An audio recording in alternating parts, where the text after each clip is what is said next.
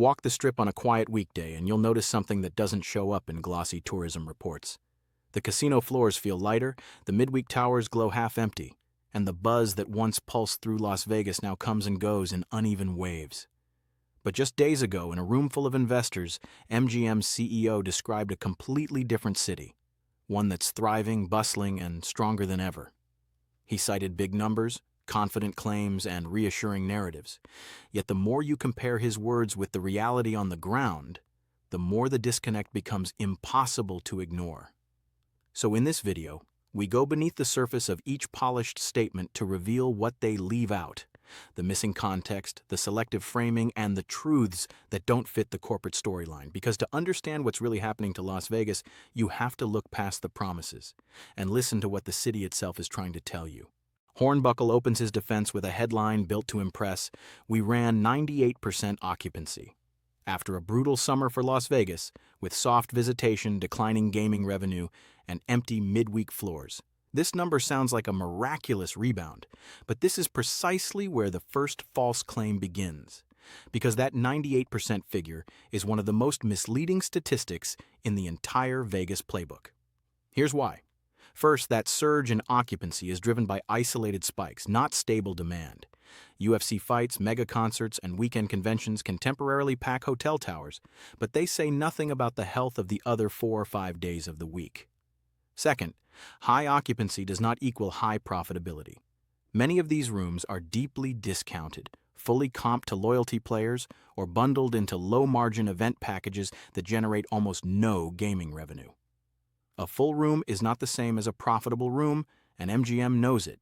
Third, the on-the-ground reality contradicts the narrative entirely. Walk the Strip on a Tuesday or Wednesday.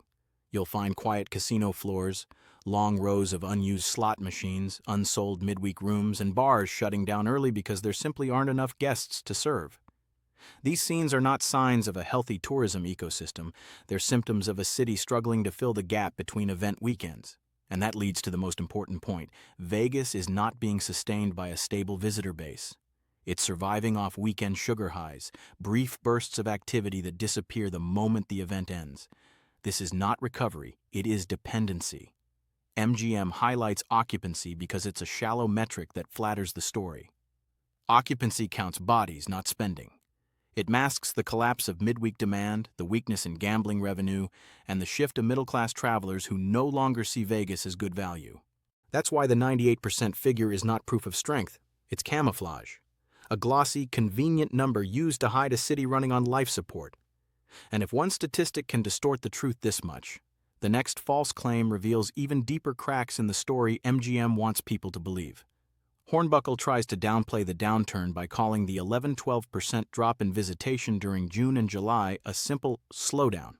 He frames it as a temporary dip that shouldn't worry anyone, but this is where the second false claim reveals itself, because a double-digit decline in Las Vegas is not a minor setback, it's a red alert.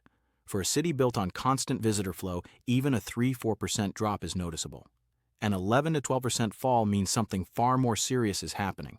It represents hundreds of thousands of missing tourists, people who should be filling hotel rooms, eating at restaurants, buying show tickets, gambling at the tables, and tipping service workers. When those visitors disappear, every layer of the Vegas economy feels the shock. Casinos run fewer tables, restaurants cut hours. Shows reduce cast or cancel nights entirely. Workers lose shifts, tips shrink, and many households living paycheck to paycheck suddenly find themselves unable to cover rent. This isn't a summer slump. This is structural damage. More importantly, the decline shows who is pulling back. Middle-class tourists and everyday gamblers, the core demographic that once powered Las Vegas for decades. They're staying home because prices have reached a breaking point. Rising resort fees, higher table minimums, expensive dining, inflated drink prices. Vegas has slowly priced out the very people who sustained it. Hornbuckle tries to offset this by pointing toward upcoming concerts, sporting events, and headline attractions, implying these moments will revive the city. But events like these are temporary spikes, not long-term solutions. They cannot replace the steady weekday traffic that keeps the city alive. A city that depends on isolated surges rather than consistent demand is a city already losing its footing. The decline in visitation is not a glitch in the system or a brief inconvenience. It is a clear warning sign of a deeper affordability crisis. And by waving it away with soft language, MGM isn't providing clarity. They're masking the truth. The real story isn't that visitation dropped, it's why it dropped. And that why points directly to systemic issues far bigger than a bad summer. Hornbuckle shifts the narrative by painting a nostalgic picture of value Vegas, claiming visitors can still enjoy affordable stays, cheap meals, and low-limit gambling. He points to examples like an $85 room at Excalibur, $5 blackjack tables, $5 beers, and a 3-course meal for $33. It sounds comforting, almost like Vegas hasn't changed. But this is where the third false claim becomes clear, because these examples are not representative. They are selective highlights designed to downplay the real cost structure of modern Las Vegas. Excalibur, the hotel he uses as proof, is the cheapest and most outdated MGM property on the Strip. It is an exception, not the rule, and using it to define the typical Vegas experience is deeply misleading. Even then, those supposedly low rates are only the starting point.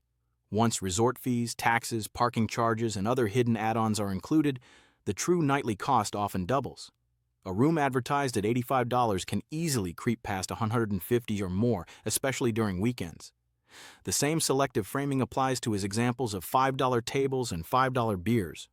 On most weekends, minimums jump to $15, $25, or even higher, and low-limit games nearly vanish from prime hours. Beer inside MGM resorts routinely costs $15 and $20, nowhere near the illustrative $5 he mentioned. This isn't value, it's illusion. Even more telling is what Hornbuckle leaves out. The traditional value pillars that once defined Vegas have largely disappeared. Cheap buffets are gone, free parking is gone, low table minimums are fading, complimentary drinks are tightly controlled by automated systems. What remains is a cost structure where every convenience carries a surcharge and every experience feels monetized. This shift transforms Vegas from an accessible getaway into what many visitors now describe as a money trap dressed in neon. The affordability that once made Vegas magical has eroded, replaced by aggressive fees and rising prices. The truth is simple. Modern Las Vegas is no longer the bargain destination it once was, and pretending otherwise ignores the lived reality of millions of visitors. Hornbuckle points to record revenues as proof that both MGM and Las Vegas are thriving, suggesting that rising financial performance reflects a strong and healthy market. But this is where the fourth false claim becomes obvious, because those revenue gains are not coming from organic growth or an expanding customer base. They are coming from extracting more money from fewer visitors. The reality is simple. MGM's revenue increases have been driven largely by higher resort fees, rising room rates, paid parking, elevated table minimums, surcharges, and a growing list of add-on fees. It's not that more guests are spending more money, it's that fewer guests are being charged significantly more. This kind of revenue growth may look impressive on paper, but it erodes long-term customer loyalty. Visitors may pay once, but they will think twice before returning. At the same time, the focus on revenue glosses over a more troubling reality: the decline in service quality, the burnout of overworked employees, and the deterioration of the overall customer experience. Workers report fewer shifts, lower tips, heavier workloads, and morale at some of the lowest levels in years. When service weakens, guests feel it. When guests feel it, they don't come back. MGM's narrative highlights top-line revenue because it hides these deeper cracks.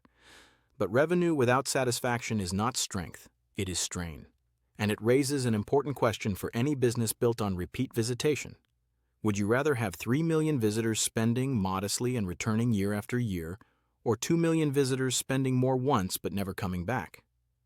The answer should be obvious for anyone thinking long-term. Yet MGM's strategy appears to prioritize short-term spikes over durable, sustainable growth. In hospitality, loyalty matters more than momentary profit, and Vegas is no exception. Record revenues might make headlines, but they do not make a healthy city. They do not reflect stable demand, vibrant tourism, or a strong middle-class customer base. They reflect a system that relies on squeezing the remaining visitors harder and harder, and that is not a sign of recovery, it's a warning. Hornbuckle attempts to shift responsibility by pointing to a dramatic-sounding metric: a 4% decline in Canadian visitors. He frames this as a major contributor to Las Vegas's recent weakness, implying that international travel, forces outside MGM's control, is to blame. But this is where the fifth false claim becomes clear, because even Hornbuckle himself admits that Canada represents only about 3% of total revenue. A 4% drop in a segment that's small barely moves the needle, and certainly cannot explain the broader downturn the city is facing. This is a classic misdirection. Highlight a number that sounds alarming while avoiding the metrics that truly matter. The real issue is not international visitors, it is domestic demand, especially among middle-class and regional travelers who are highly sensitive to rising costs. These are the people who used to fill the Strip midweek, drive in from nearby states, gamble casually, and eat at affordable buffets. But the rising cost structure of Las Vegas, higher resort fees, elevated table minimums, expensive parking, and inflated dining prices has quietly pushed many of these visitors out of the market entirely. They now have cheaper entertainment alternatives closer to home, from tribal casinos to regional resorts, and they no longer see Vegas as worth the premium. This internal weakness doesn't just affect the Strip. It ripples outward into smaller tourist towns and local businesses that rely on steady visitor spending. Restaurant owners, show producers, bartenders, and taxi drivers feel the impact long before revenue sheets do. While large corporate chains like MGM can shift resources internationally and diversify their revenue through markets like Macau or digital gaming, local economies cannot adapt as easily. They are the most vulnerable when domestic tourism falters. By pointing to Canada, MGM crafts a narrative that blames external factors instead of addressing the structural affordability issues driving Americans away. The decline in visitation is not primarily a story about passports, visas, or border policy. It is a story about value, pricing, and the shifting priorities of the American middle class. The city is not struggling because fewer Canadians are flying in. It is struggling because fewer everyday Americans can justify the cost of coming back. Hornbuckle expands his list of explanations by pointing to federal policy changes. A $250 increase in visa fees, cuts to America's tourism marketing budget, and reductions in FAA funding. He frames these issues as major contributors to Las Vegas's downturn, suggesting that government missteps, not MGM's decisions, lie at the heart of the problem. But this is where the sixth false claim becomes clear, because while policy shifts can influence travel patterns, they cannot explain the core problem facing Las Vegas today: the decline in domestic visitors and the soaring cost of the Vegas experience. International tourists were never the majority of Vegas's customer base, and visa fees do not determine whether Americans from California, Arizona, Utah, or the Midwest decide to come for a weekend. What truly determines that is affordability, and affordability has eroded not because of Washington, but because of decisions made inside boardrooms. Over the past decade, corporate strategies have raised room rates, increased resort fees, added parking charges, inflated table minimums, and introduced a growing list of surcharges. These choices have made the product itself harder to access, regardless of government policy. That is the uncomfortable truth missing from MGM's narrative. Lobbying for more federal marketing dollars is meaningless if the destination feels overpriced and unwelcoming. You cannot market your way out of a value problem. Visitors will not return to a place where the experience no longer matches the cost, no matter how many tourism campaigns are launched. And they certainly will not return if the businesses themselves treat them like revenue targets instead of guests. Meanwhile, focusing blame on Washington distracts from the corporate decisions that hold far more influence over visitor behavior. Resort fees alienate travelers. High minimum bets push out casual gamblers. Expensive dining and drink prices strain budgets. These are not federal policy issues, they are business model issues, and they impact Las Vegas far more powerfully than a visa fee increase or a marketing budget cut ever could. The decline in visitation is not primarily the fault of government actions. It is the predictable result of rising prices, declining value, and the gradual erosion of the guest experience. Corporate choices created this environment, and no amount of political scapegoating will change that. When you step back from the individual claims and look at Hornbuckle's interview as a whole, a clear pattern emerges. It functions less like an honest assessment and more like a carefully engineered PR message designed to calm investors. The strategy follows a familiar arc: highlight selective metrics such as weekend occupancy spikes and record revenues, rely on outlier examples of affordability like a discounted room at Excalibur or a $5 table, shift responsibility toward outside forces such as international travel declines or federal policy changes, and ignore the root cause driving Vegas's current struggles, the erosion of domestic visitation and the rising cost of experiencing the city. Beneath the polished numbers lies a more sobering reality.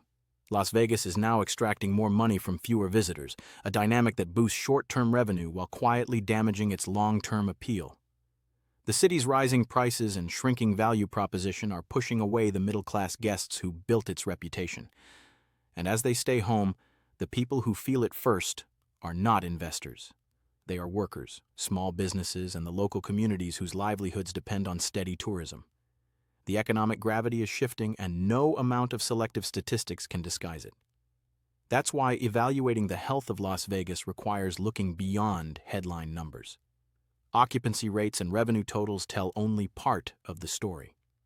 What truly matters is the lived experience, whether visitors feel the trip is worth the cost, whether workers can survive on their wages, and whether the city still delivers the sense of excitement and value that once defined it.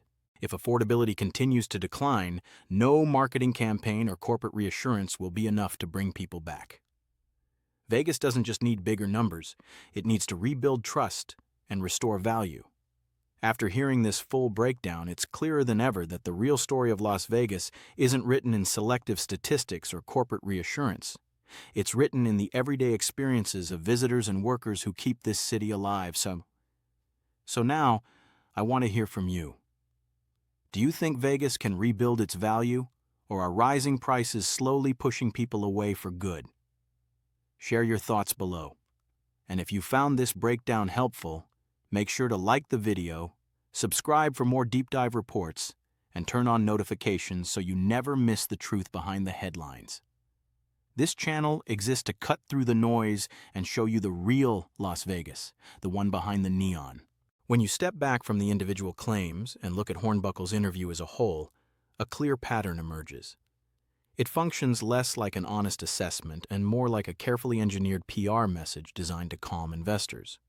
The strategy follows a familiar arc, highlights selective metrics such as weekend occupancy spikes and record revenues, rely on outlier examples of affordability like a discounted room at Excalibur or a $5 table, shift responsibility toward outside forces such as international travel declines or federal policy changes, and ignore the root cause driving Vegas's current struggles, the erosion of domestic visitation and the rising cost of experiencing the city.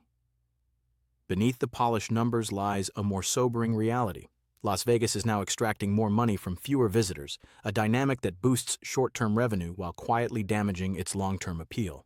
The city's rising prices and shrinking value proposition are pushing away the middle-class guests who built its reputation. And as they stay home, the people who feel it first are not investors. They are workers, small businesses, and the local communities whose livelihoods depend on steady tourism. The economic gravity is shifting, and no amount of selective statistics can disguise it.